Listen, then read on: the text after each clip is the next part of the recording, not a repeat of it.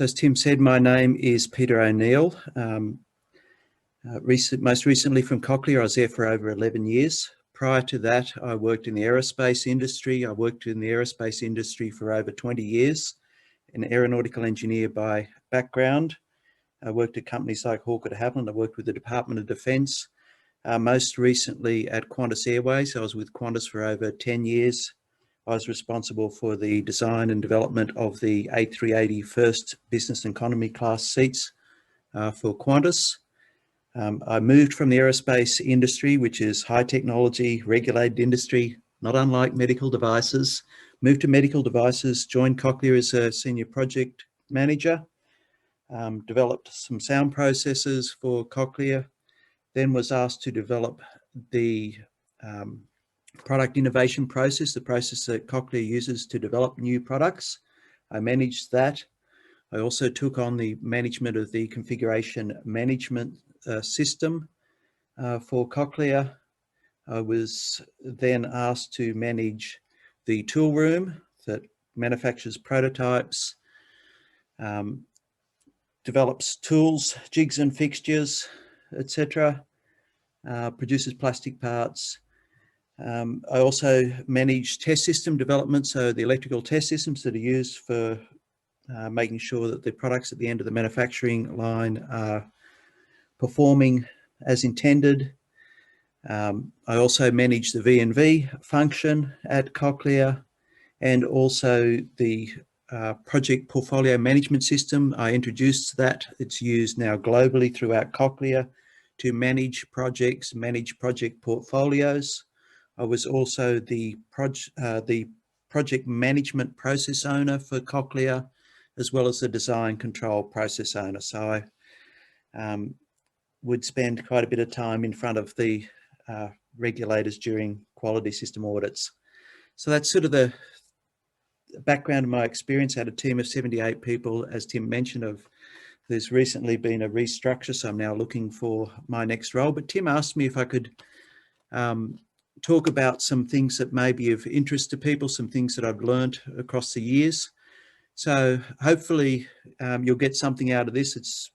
Some of it's fairly high level. There may be some of it might be too detailed, but regardless, hopefully there'll be something of use. I don't really know your background, so it's a bit hard. But these are the topics I want to cover. So project phases, business model, business case considerations, design discipline, approach to suppliers, requirements management, project baseline and change management, risk management, schedule management, and then documentation. So 10 areas. It's a bit to get through. I think just before we start, I think it's worth noting that we did try to secure permission from the senior management at Cochlear to have some specific case studies, Cochlear case studies, but unfortunately that was not forthcoming. So everything we're hearing today is, I guess, Peter's lessons learned, but we unfortunately won't be able to have any Cochlear specific examples. But nonetheless, we know where Peter learned all these lessons from. So, thanks, Tim. Okay, so project phases. This is really an anchoring slide. So typically there'll be some major phases, and I've called them here product definition, sometimes called a concept phase. There'll be a product design phase, maybe called development, a transfer phase, and then a post-launch phase. This is a typical product development project. At the start and end, you'll see there's some key questions. So at the start, are we ready to start the project? We'll kick off that product definition phase. Then you get to a point where you need to make a decision. Are we really ready to commit to development? At the start of product design phase, there'll be a significant ramp up of resource and cost expended. So you want to really pause and make sure that you're ready to do that. At the end of the product design phase, you make a decision about whether you're ready to submit to regulators, and that sort of triggers that transfer into the product transfer phase. At the end of that phase, the question is, are we ready to launch the product? So you've got to make sure the regulatory approval's there and everything is in place to do that. And then finally, at the end of post-launch phase, the question is, are we ready to close the project? And at that point, the support will typically be transferred to a sustaining function. So very importantly, a lot of this presentation is talking about this right-hand side, which is so important. So in the product definition or concept phase, important to understand the user needs and intended uses, what claims you want to make for your product. You've got to have your business case ready, understand your product requirements. You'll go through concept selection, initial design activities. You should understand your product risks as well as your project risks, the costs, the schedule, the resources involved. You need to have your regulatory, clinical and reimbursement strategies developed. And then as you move into design, we're talking about things like working with your requirements, risks, the design work, changes, documentation, design review, V&V. These are not comprehensive, just to give you a flavour of what I'm talking about in each of these phases, just as I said, it's an anchoring point. During transfer, we're talking about regulatory approval. So this will be questions coming back from regulators, making sure we get to that approval point. Production ramp up. We should have the production process already defined. We're talking about really trying to optimize production, so yield, looking for yield improvements. There'll be training for clinics, marketing materials will be developed, product promotion activity and launch preparation. And then after we launch a product, will be country rollouts. There'll be product support activities. We'll be getting user feedback, and then there might be return device analysis for any problem product. I'm going to talk about a business model. Make sure you have a business model during that concept phase. It's got to make sense. This is one tool. It's called the Business Model Canvas, and I put this up here. It's created by a person called Alex Osterwalder. The company's called strategizer.com. It's actually a very nice view. It puts everything on one page, starts off in the middle there with the value propositions. To the left, you see some internal considerations, so key activities, key resources, key partners, your cost structure. And then to the right, your customer segments, customer relationships, the channels, very important, and some of your revenue streams. You just list these as bullet points. You can do this for multiple different business models, and then you can put them up and compare them. It's a great way to look for gaps. Make sure you've got a model that makes sense and is going to work. And Peter, how does that business canvas really influence the design and makeup of an actual medical device? Well, this is really at the start, before you're really getting into those inputs. It's trying to make sure that what you're trying to come up with has some sort of good strategic rationale behind it, that it will actually make money in the market. There is a need there for it, and you know how you're actually going to deliver it. So it's a lot more than just product development.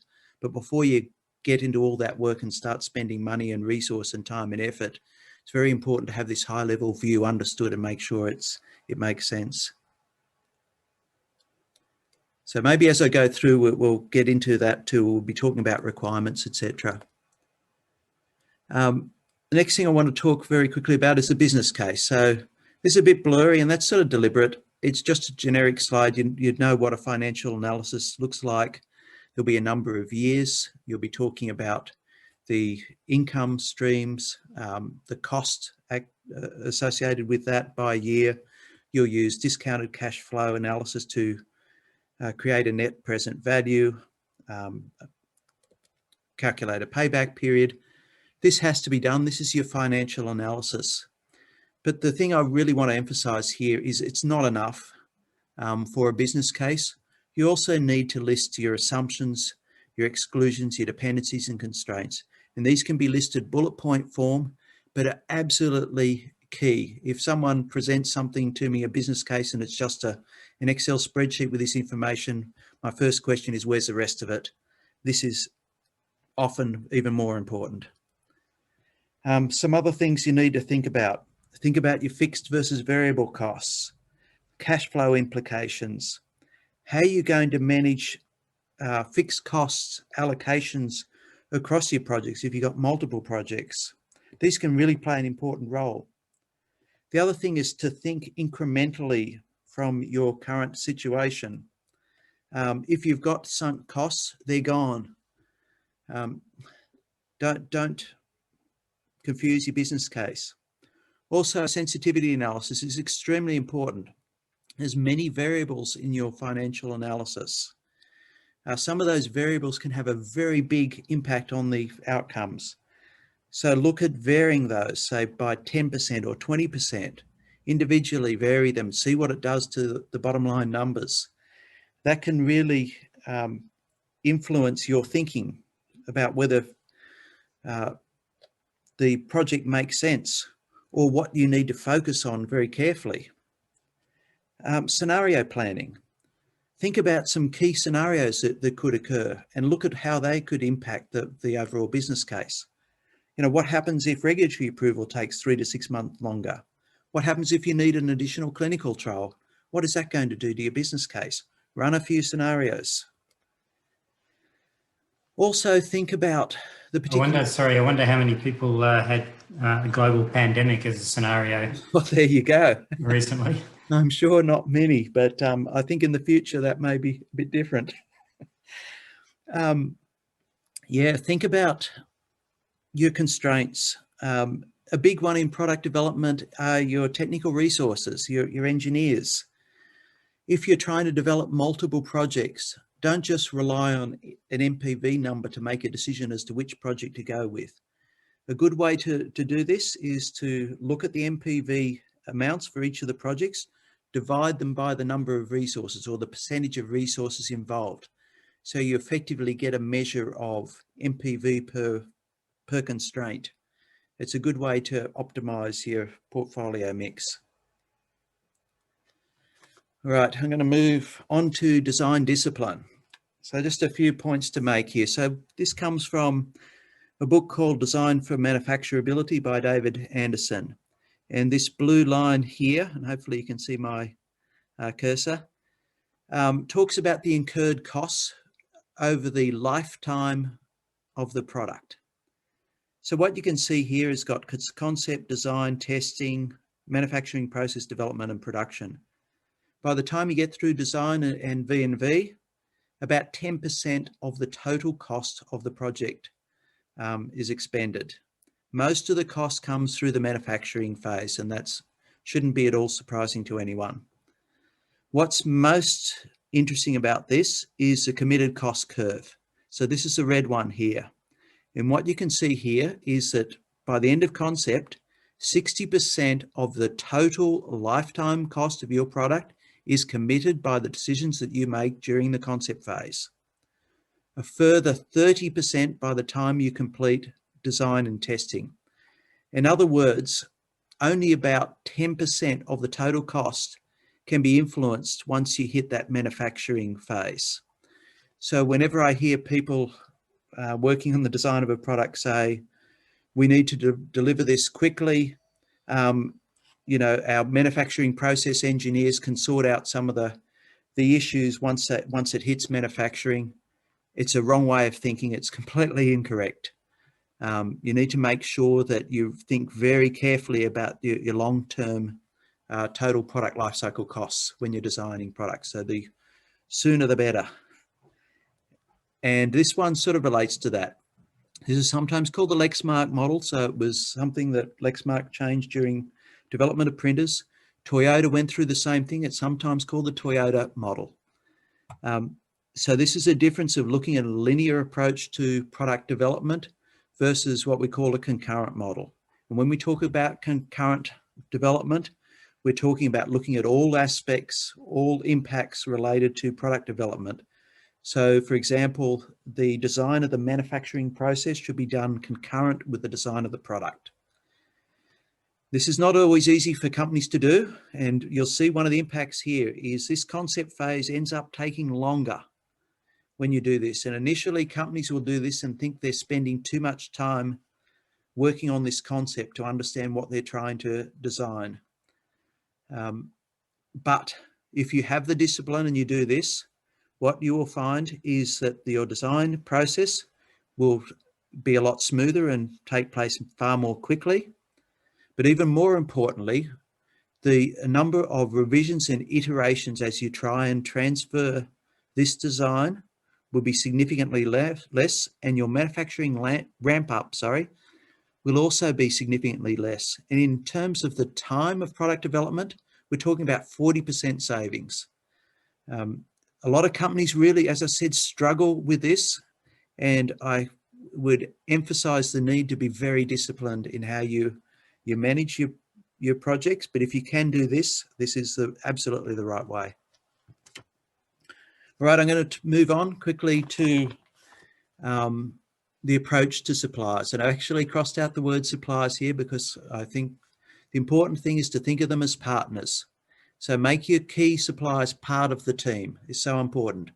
Not just part or service providers. They are really partners. Just a few points I want to make here. So think about the perspectives, both perspectives. So think about what you're asking of them from their perspective as well as your own. Absolutely so important to make sure you're seeing things as they see them and vice versa. Requirements. The clearer you make your requirements with your partners, the lower the costs will be, the better the results, and the sooner you'll receive them. If you have ambiguous requirements, you can't expect partners to do anything other than factor in for that ambiguity. There may be higher costs. There may be change costs coming. The more you can do up front and work closely with them to get these requirements well understood. This also relates to risk. Have open discussion with them about the risk. Where does the risk lie? Are you going to take on all the risk? Or are you expecting the partner to take on all the risk? Or ideally, you're going to share that risk? And don't just think about the risk, but think about the associated rewards.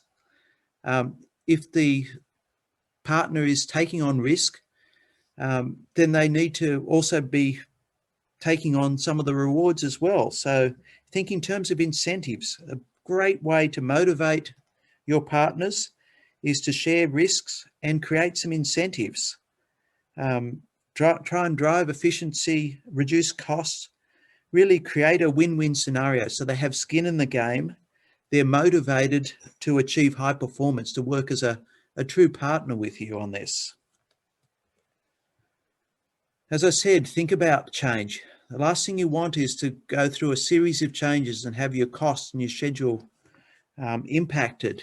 And the partner would get very frustrated with this as well because they'll have limited resources too, and they will not want this. Change is costly. Make sure you plan well and do as much as you can to reduce the impact of any changes. I presume that change is okay in that very early phase when you were talking about the concept architecture. Yes. Yeah, up front, there will be a lot of change and you're trying to define things, set a good baseline. I guess what I'm saying is try to minimize change as you move forward. The later the change comes in, the more impact it has, the greater the cost. So the more you can do up front, the better. In terms of contracts, you need to have really good contracts in place. But what I will emphasize, and the thing I don't like it when I hear, is when a project team is having challenges and they're having challenges with a partner and they say, it's okay, we've got a really good contract in place. If things go pear-shaped, we're covered. I will immediately say to that person, that is absolutely the wrong way to think about your partner.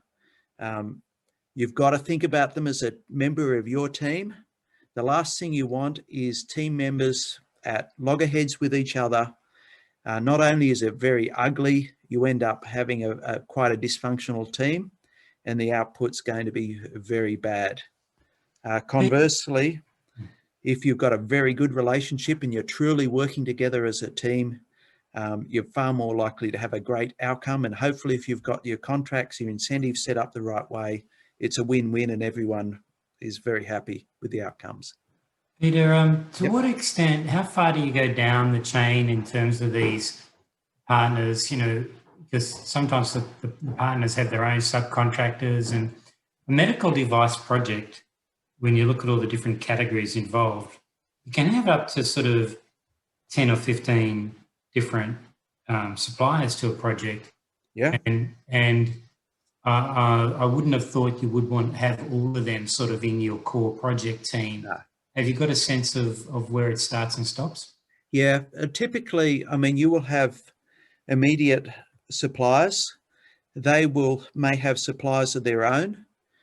Some of those will be key suppliers and some of those will be less key.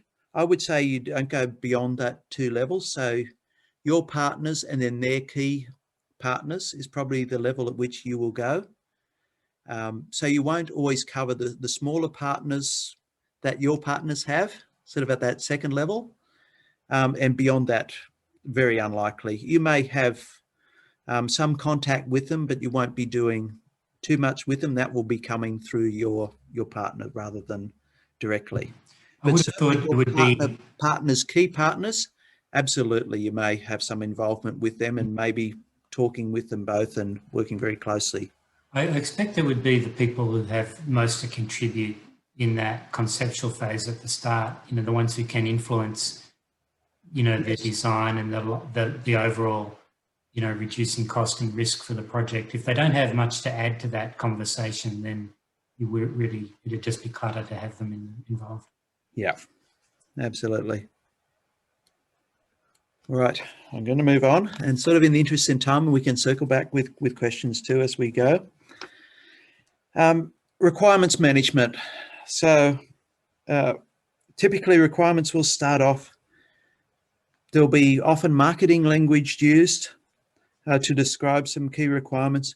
Very important that gets translated into technical language, because those user needs will need to be validated at the end of the day. The other requirements that may need to verify against them, so you need to translate these into good technical language. I've put up 2 very simple examples of a syntax. A message here is make sure you have a structured, plain English syntax, something like this. So the first one here, optional preconditions, optional trigger, the system shall, system response. So for example, when in standby mode, if an SMS message is received, the mobile phone shall switch on the backlight, display the message for 15 seconds. For example, just a very simple, clear syntax. Next one, where trigger, the system shall, system response.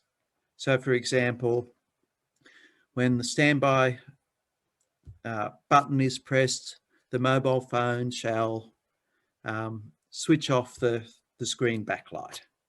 A very simple example, silly example, but just to give you an idea, very important you have clear structure. So these things are very clear, easy to verify, validate against.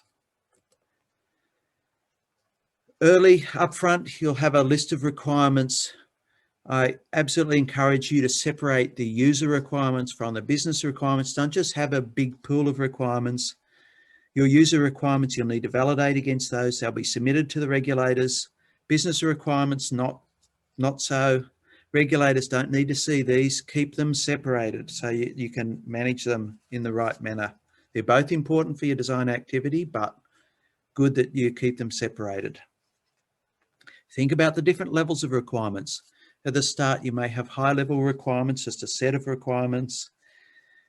Your product may involve a particular platform, maybe part of a system. There may be multiple subsystems, etc., different sub-assemblies. You need to think about the allocation of your requirements to those different levels. Think about how you allocate those requirements and make sure they're properly allocated to those different levels. Make sure you use requirements the right way. Requirements are not a dumping ground for ideas, and they're not a place to put things so you don't forget them later.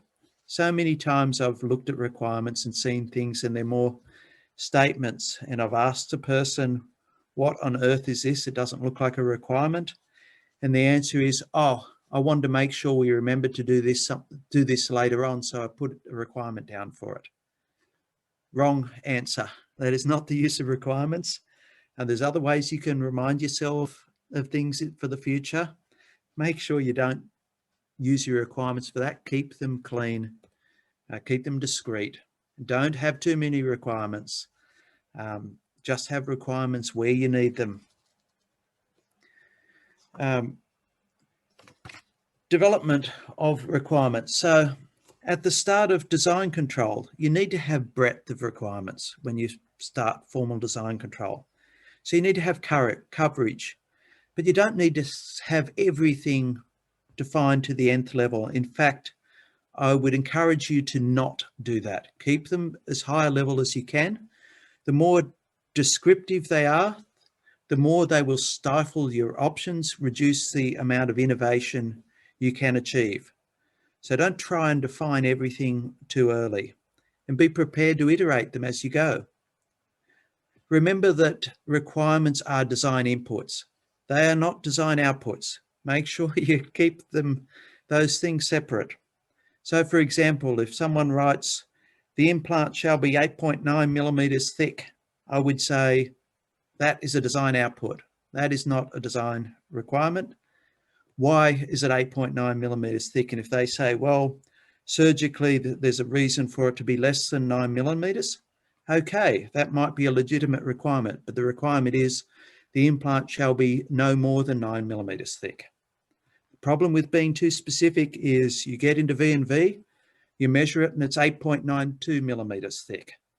What happens then? We've failed verification. We need to document that. We need to do something with it. Do we need to change the design? Do we need to go back and change the requirement? Either way, we've got a whole lot of additional work, completely unnecessary work. Much better off to actually start creating your design output documentation as you're designing the product. So through each design iteration, you have a series of requirements. Do some design work. You have some outputs. Based on those outputs, you learn something. Start documenting your key design output documents. Put the information in there and then build on that through each iteration. It's far more efficient. Peter, I've got just a comment here, yep. And actually I think it's from Jeff Sizer, the CEO of Genesis, and he made a comment which is also don't mix up system requirements and software requirements.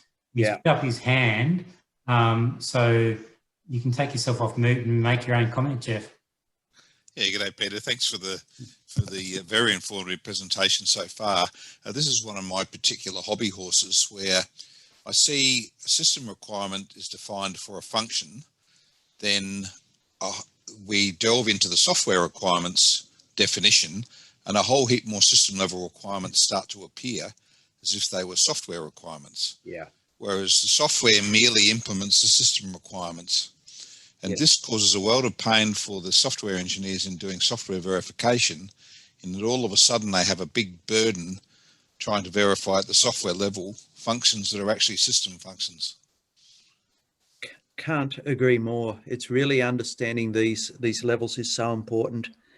Allocating those requirements, but making sure what levels they apply and how they're managed is absolutely fundamental and paramount to success.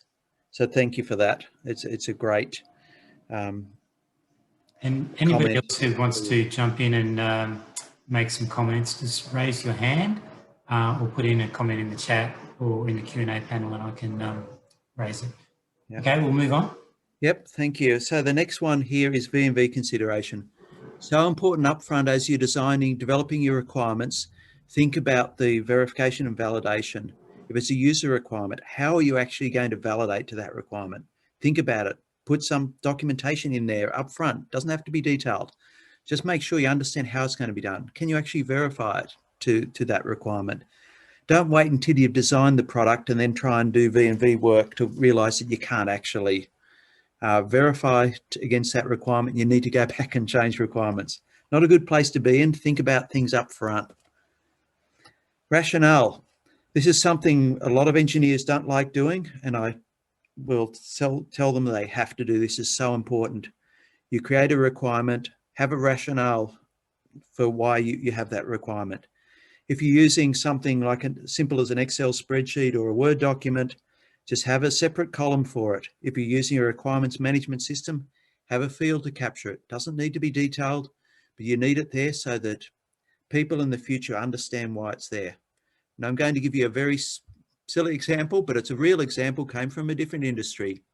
So in this case, it was from the automotive industry. So the requirement was the rear window of the car shall withstand a wind speed of 160 kilometers per hour. Design team designing the next model looked at this and said, this is ridiculous. You're never going to go backwards that fast. This is an example of gold plating, adds to the costs and weight of the structure, the glass, etc. We're not going to do it. What happened? The first batch of cars were delivered. They all had broken rear windows. Why did this happen? Because the cars were delivered by train. So they're actually faced backwards on the trains and they're delivered across Europe on high-speed train. There was a very good rationale for this requirement, but people had forgotten. All right, I'm going to move on, talk about project baselining change management. So in this concept phase, we talked about the product definition phase. It's very important you have a baseline established. So things like the scope. So your assumptions, dependencies, exclusions, constraints are part of that scope. Your project cost, your product cost. So your cost of goods sold need to be baselined. Your schedule, the resources, the product risk, the project risk, your strategies for regulatory clinical reimbursement, supplier strategy, sales strategy, launch strategy, etc. All of this needs to be understood and a baseline established at the end of the product definition phase. This is absolutely critical to make sure that they're all aligned so you can make the right decision to proceed or not.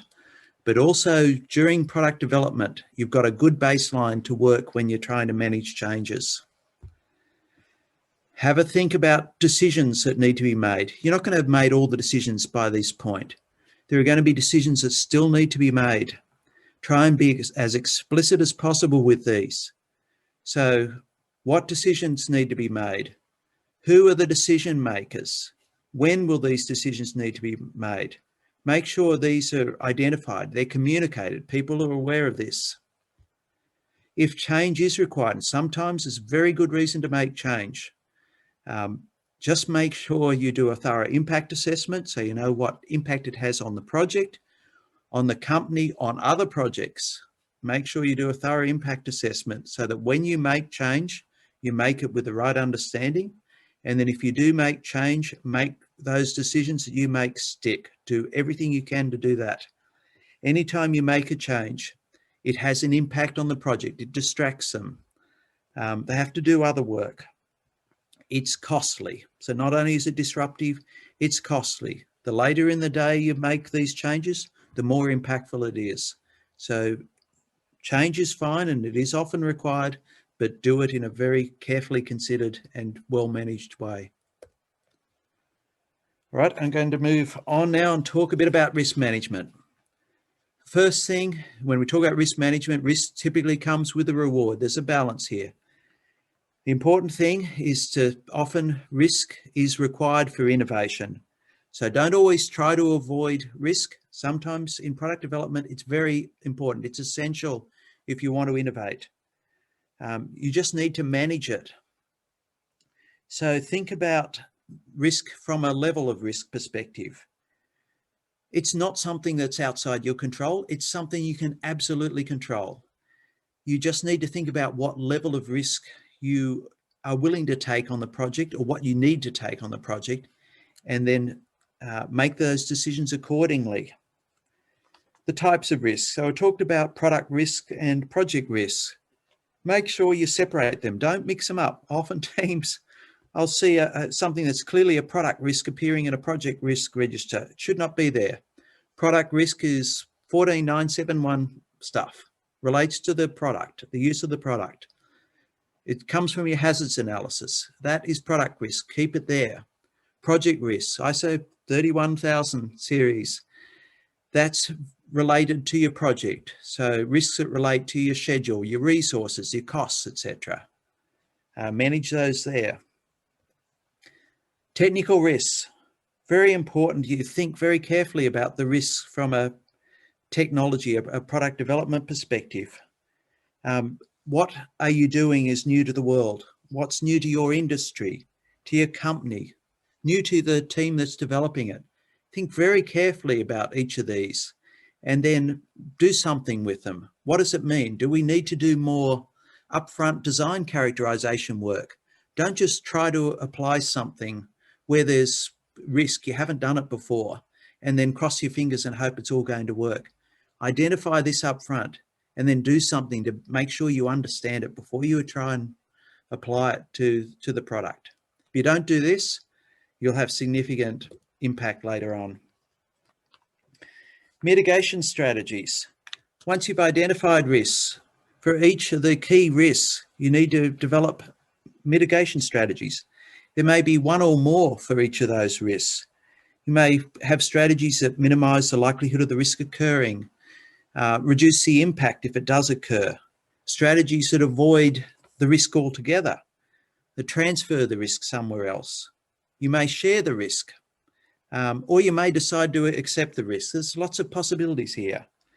Make sure you've got strategies in place and then use those strategies.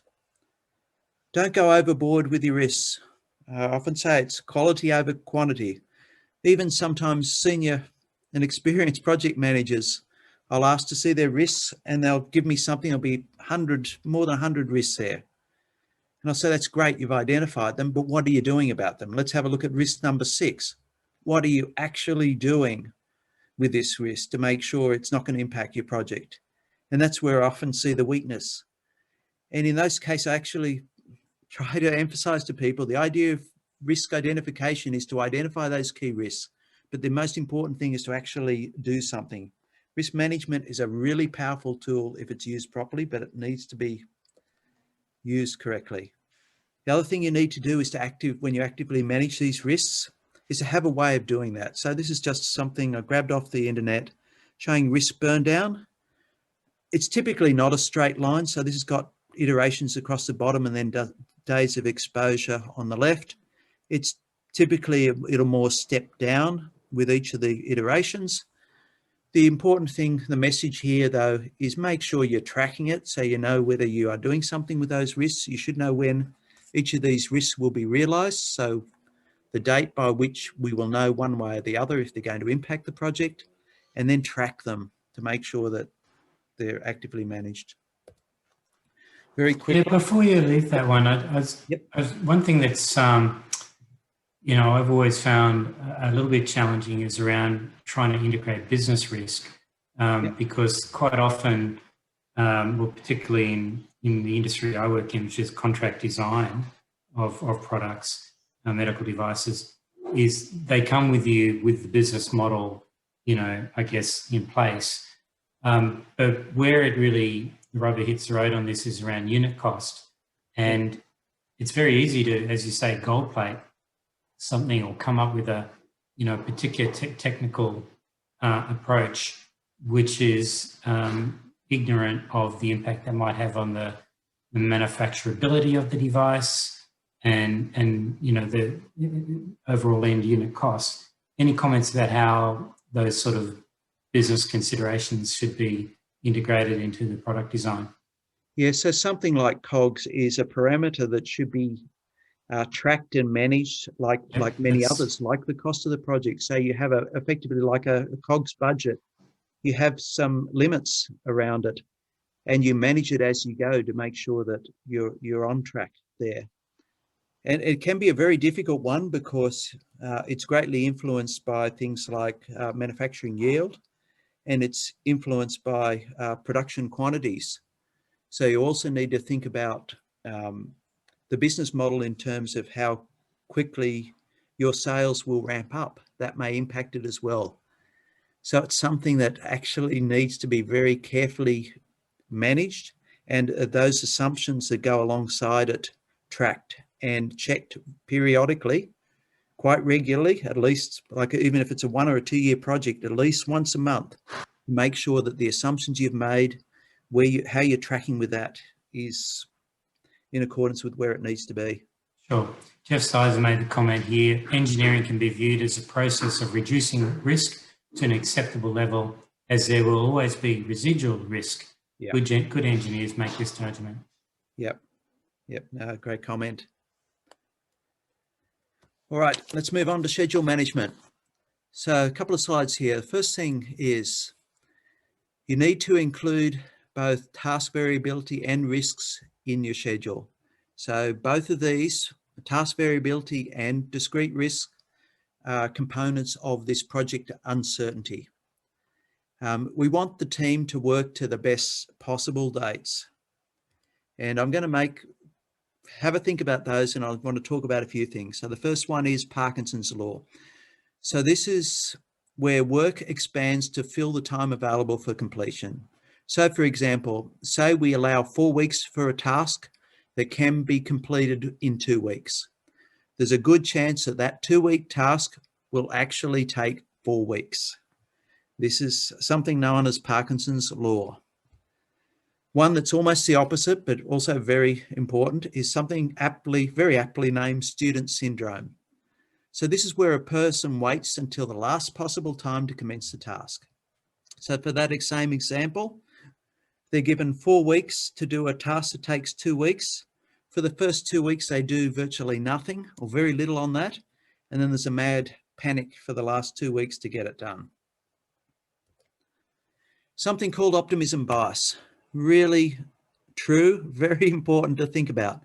This is a cognitive bias that causes a person to believe that they are less at risk of experiencing negative event compared to others. So what's shown here as an example is the overall project costs in this blue curve.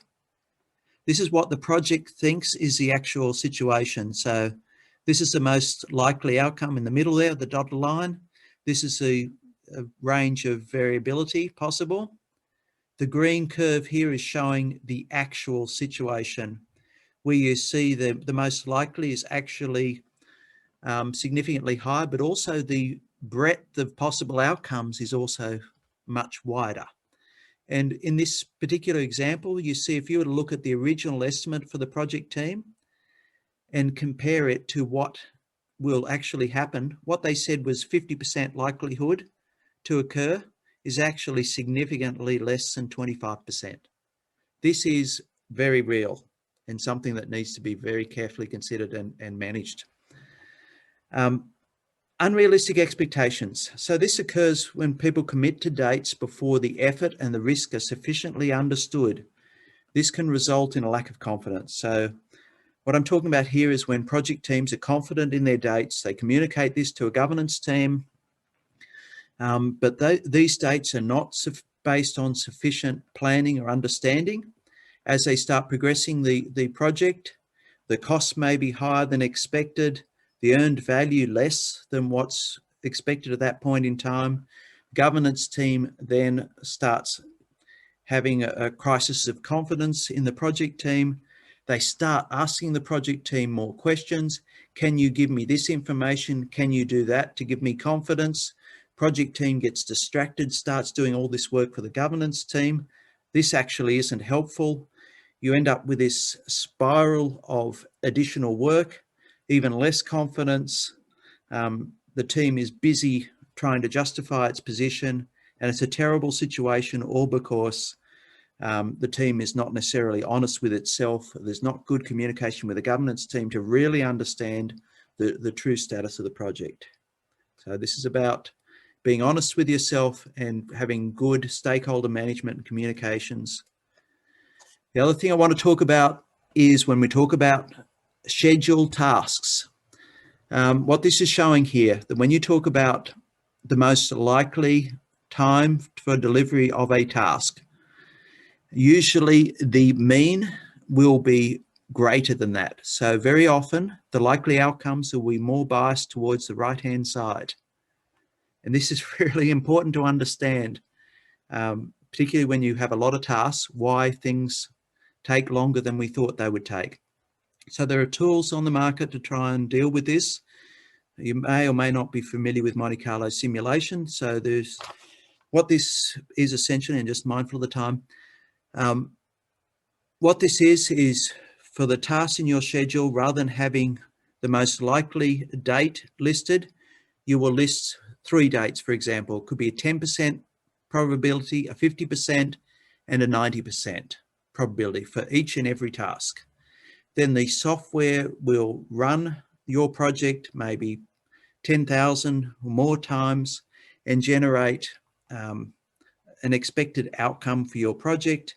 And then you use each of those outcomes to come up with a level of confidence around each of those dates. So it's very good. It gives you a probabilistic view. It shows this inherent uncertainty. Just a few things I want to mention with Monte Carlo simulation from my experience is it is subject to optimism bias. So in those 10, 50, 90% dates you get, you've got the impact of optimism bias there unless you are very careful with that. You can get very strange results if you have projects that have very big risks. And what I'm talking about are those risks where there may be a small likelihood of it occurring, but if it does occur, it has a huge impact. So this is something like that we have to respin a custom circuit board, or we have to undertake an additional clinical trial. Could be 9, 12 months impact, for example. If you try and include all of these risks into your Monte Carlo simulation, you can end up with results that look like you've got this massive possible variation of outcomes, which may be true, but it can be very hard to explain to people and just make it look like you don't have control of your project.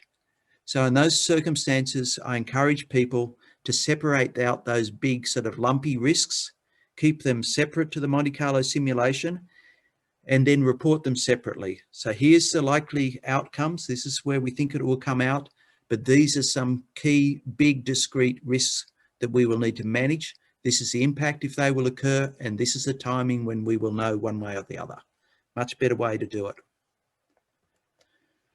When we talk about uncertainty in schedules, I just want to talk about how you buffer them. So, conventionally, and as we said with Parkinsons Law, etc., don't try and put your buffers at each of the tasks. This is not going to deliver your projects any quicker. You're going to just burn a lot of time. Typical CCPM, so critical chain project management, for example, approach, pool these buffers. So this could be in a work package, it could be as a series of tasks, whatever makes most sense. But pool your buffers, get people working to the earliest possible date. So to that early example, give them 2 weeks to work to that task, not 4 weeks, and then pool the time. And then you manage that time as the project manager. If you have feeding tasks, you have feeding work packages that are key inputs along with others, don't pull all the buffers out of them. Make sure they have a sufficient buffer to make sure they deliver on time. When you're integrating very complex projects, and I tell you something like the A380 was hugely complex, you need to make sure those elements, those work packages are buffered so that each of these key integration points starts at the time it needs to start. If you don't do this, you have an unsynchronized schedule, you have chaos, and you will suffer. So make sure you think very carefully about these key inputs. When people ask me or tell me, I've got the great approach, Agile's fantastic, it works for everything, we should use it for hardware development, we should use it everywhere else. My view is there is no best way. Think carefully about what makes most sense for your type of project. If scope's pretty well defined, your risk pretty low, you know what you're doing, nothing is going to be quicker than waterfall. Use it. That's the right way. If you've got a lot of risk, you can develop your product incrementally. Agile's fantastic for that. Great, use Agile development. Very often the case with software, it can apply. Brilliant, do it that way. If you try and apply Agile though to something that's got hardware and software, and you need to make some decisions up front, they need to be synchronized, etc., Agile doesn't necessarily work well. Spiral development is great for that. It could be that you can do some elements with Agile The overall system could be done using spiral development. Some parts of subsystems could be waterfall. That's absolutely fine as long as they're integrated. Use a right approach for the right area. Very quickly, I've only got a couple of minutes, so I'm going to go through this one really fast. Documentation. Make sure you've got a good narrative, consistent narrative. Well-considered language. Plan this up front with your regulatory people, with the design teams in regulatory. If you say we're going to submit this product on the basis that it's a variant of a previous submission, make sure that that's reflected in the documentation. I've seen examples of this where you get a design engineer who says, this is just like the previous product, but this particular feature is novel, it's new to the world, it's innovative or something. It's really not helpful to your regulatory submission. Make sure that the team understand what the narrative you're trying to provide. They can just as easily say it's similar to the previous one, but it has these differences it's modified from. They can use language like that. Keep things simple. More documentation doesn't mean you've done a better job, and it doesn't convince regulators you've done a better job. Sometimes it can be quite the opposite. It can just create more questions. So try and keep things as simple as possible. Try not to duplicate information. Plan up front where information will sit in which particular documents.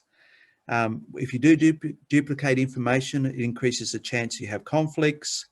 There's more effort to review your submission. It'll take longer, and it's harder to maintain afterwards. Pretty obvious, but happens all the time, unfortunately. Timing. Don't wait to the end of design before you start documenting what you've done. It will absolutely push out your schedule. As I said earlier, try and build some of your key things as you're developing your product. Document review process is not the time to develop your documents. Don't put 100 or 10, 15 people on the review, which I've seen or more, to try and develop your documents. That's not the purpose of a review process. You can collaborate with people before the review process. The review process should just include the people who need to technically review it. There may be many people who are interested in the output. They don't need to be on the review process either. Once the document is reviewed and approved, then you can send it to them. So they've got that information as input or just for information. So keep your review process very simple and contained. Think about who are the customers for your documentation. Maybe a regulatory reviewer, it may be internal stakeholders, maybe a combination. Think very carefully about what they need from the document and tailor it to that use. Don't put anything else in there. Keep it clean and concise. If you've got a lot of documentation, some engineers are great at producing really good technical documents. Some of them may be brilliant engineers and terrible at documenting. A technical writer may be a really good way of helping out those people who are not so good, but also making sure that you've got consistent documentation, you have that consistent narrative, and ultimately have good output. That's all I wanted to cover. Right on. Sorry for the time, and it's very fast, but thank you for listening. If there are any final questions. Oh, look, thank you very much, Peter. And I might get Jeff Sizer to make an overall comment or have any questions. I think you'll find he's in fierce agreement with all of this. But just a reminder to people, if there is a question that you have, you can type it into the Q&A or put up your hand, and we can put you on speaker. And I'd like to encourage some of the people there, Mark Flynn, if you're interested in making a comment, or Mark Harrison, or Sam, as you mentioned earlier, or Steph, we haven't heard from. If you'd like to make a comment, that would be great. But Jeff, did you want to make a overall comment? Yeah, absolutely. Most fascinating presentation, and as Tim said, I'm in fierce agreement with just about everything you've said, Peter. Obviously learnt from long exposure to the school of hard knocks of working out what actually matters and what you have to do to make things happen. No, thank you. I noticed on a discussion of requirements, you didn't delve down into the need for requirements traceability. So obviously, that's to a greater level of depth in your presentation.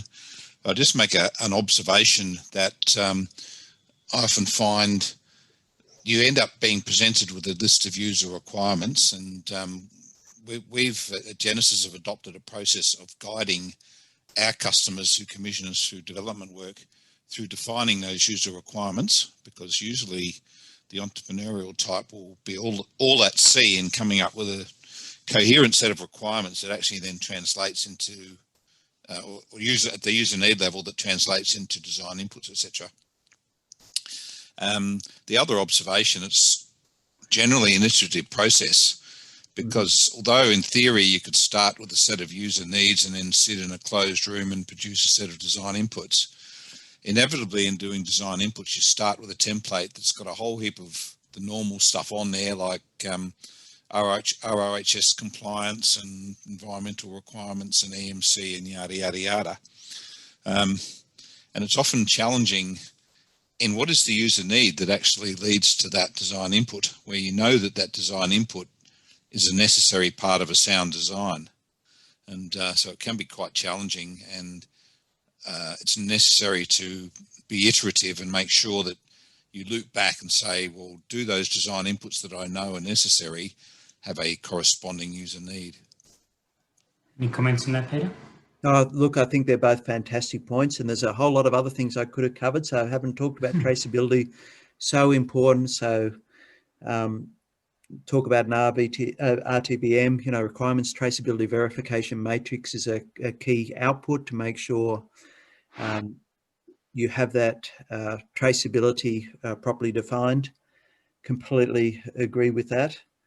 And this is also why we need to think about V&V up front as we're developing the requirements. So on both of those, can't agree more. Fantastic comments, and thank you very much. Interestingly, IC 6304 for software has a formalized step where you must go through and review the software requirements for specific criteria, including uniqueness and variability and verifiability and consistency with other requirements.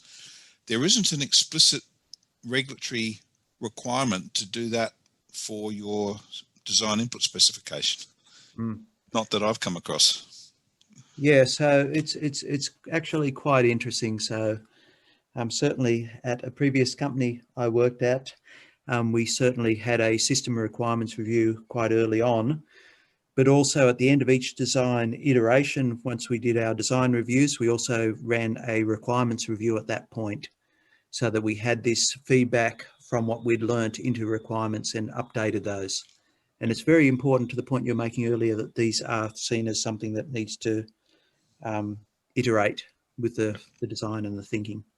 Yeah, I handle that personally by usually at the end of the definition stage of the project, doing the design input specification review, and also normally at that point in time we wouldn't have the software requirements fully defined, but they'd be well advanced.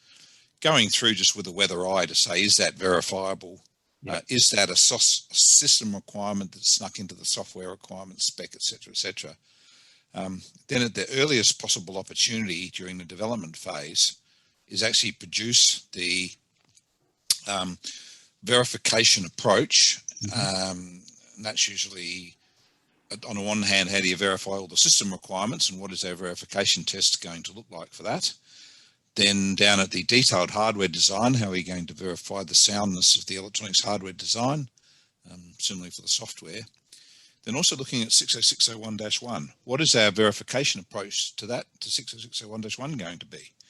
And by the time if you go through and do a first pass of all of those analyses, you end up usually with a pretty sound underpinning set of design input specifications. But absolutely, if you don't go through that process, you'll then end up down the track with our end-use customer having user needs and design inputs that really are a complete hodgepodge in terms of who's going to verify what and when.